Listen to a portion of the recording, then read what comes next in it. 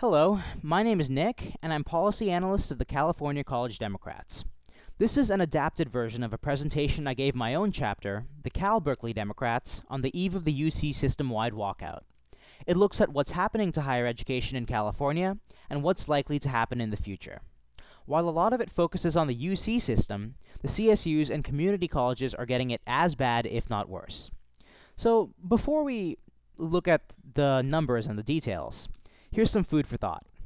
From the UC's financial aid website, if you're ready to attend the University of California, money shouldn't stand in your way.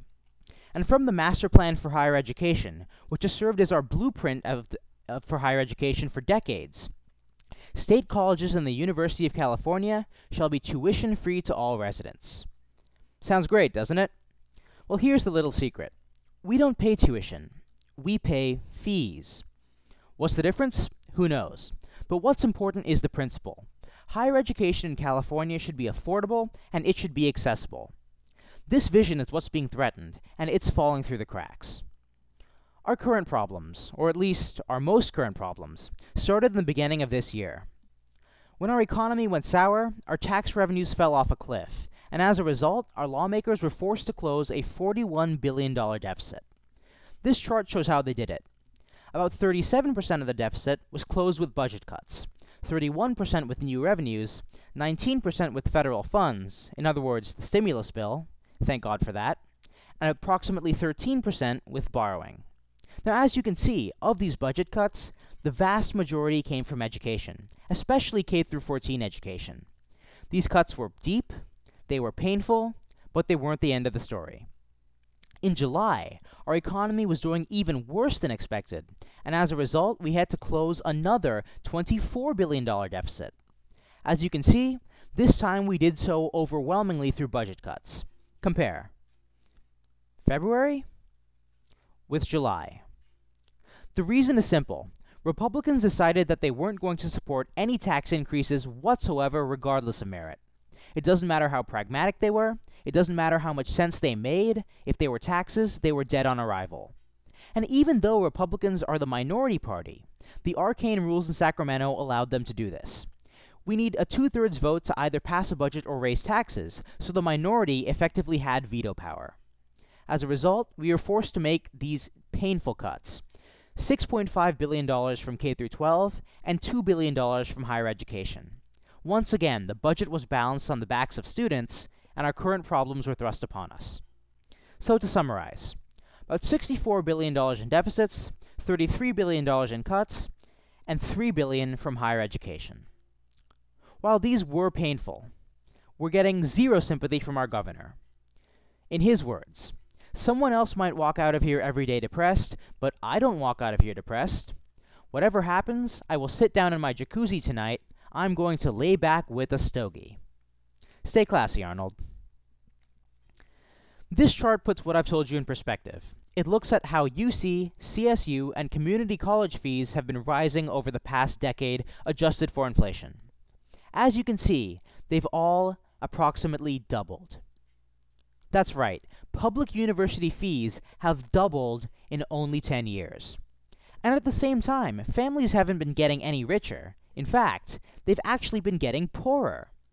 So while paychecks have been decreasing, fees have been increasing astronomically, and as a result, many students are being priced out of an education. Low-income families can't afford it, middle-income families are being squeezed, and the quality of education has been declining. Unfortunately, none of this is new. It all fits into a larger pattern of state divestment from higher education.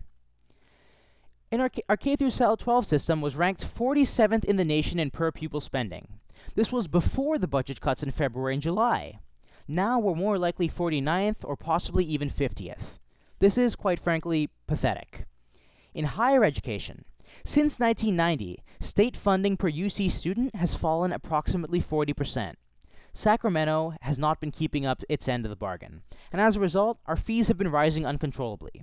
Since 2000, UC fees have already risen 93%.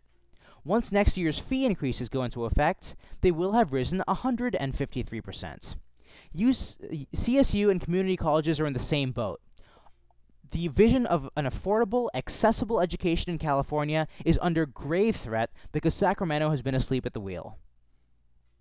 I don't have to convince you that these increases are wrong, but don't just take my word for it. According to the California Business Roundtable, higher education is key to the economic future of our state. More and more jobs are requiring higher ed degrees, and meeting this demand will be, quote, critical to the economic competitiveness of California. If we fail to invest in higher education, quote, we are likely to lose the edge we now have over other states and international competitors. This tells us the obvious. If our state is to be successful, it must invest in its people. Education and higher education are really the future of our state. Speaking of the future, it's not pretty. Unfortunately, the worst isn't over. California faces persistent structural deficits for years on end. The reasons are multifold. The taxes approved in February are temporary. We're going to have to come to terms with our borrowing. We did many one-time accounting gimmicks that we can't repeat, and federal stimulus funds are drying up. But the bottom line is, unless we find new revenues, we're going to have to make more cuts, and we cannot afford these cuts. This chart provides an illustration of what the future looks like. And it's actually gotten worse since I've made this. For every year until 2013, we are going to face tens of billions of dollars in deficits. This means we're either going to have to close it with new revenues or with cuts. It's either one or the other. If we want to avoid cuts, it's imperative that we find new revenues. What new revenues can we look for? One is an oil severance fee. Right now, oil companies drill in our lands and profit from our resources, but we don't charge them a cent. They get our oil for free. An oil severance fee makes sense. In fact, it makes so much sense that California is the only oil-producing state without a severance fee. Even Alaska has one. Sarah Palin, of all people, raised it to 25%. And there's a bill in the legislature that would put an oil severance fee in effect. It's Assembly Bill 656, and it's sponsored by Alberto Tirico. It would place a 9.9% severance fee on oil companies. Again, very reasonable. 9.9 compared to Alaska's 25%. And it would raise $1 billion. Every single penny of this $1 billion would be reserved for higher education. This would be a welcome boon. Now, it wouldn't be a silver bullet. We took $3 billion in cuts this year, but it would definitely be a step in the right direction. Oil severance fees are also popular. Recent polls have found them getting 66% support among Californians. It's good policy, it's good politics. The only question is whether we can mobilize to make it happen. In conclusion, the latest budget cuts have absolutely devastated our universities.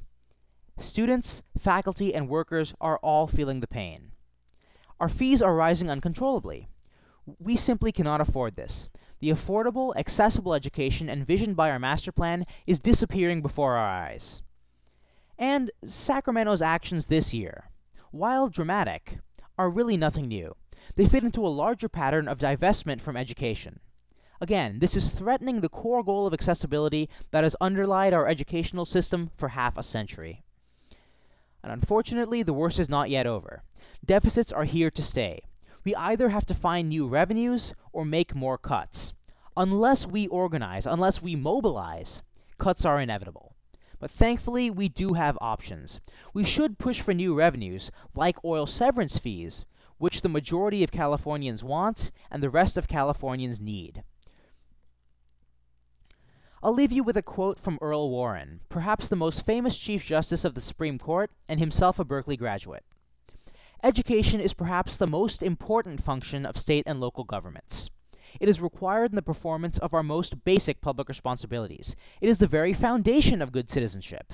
It is doubtful that any child may reasonably be expected to succeed in life if he is denied the opportunity of an education. Education is crucially important. Our schools have long been our highways of opportunity and the engines of our economic growth. We can't afford to divest in them. If we want a future, and if we truly pride equality of opportunity, it's time to fund higher education. Failure to do so will tarnish the future of our golden state.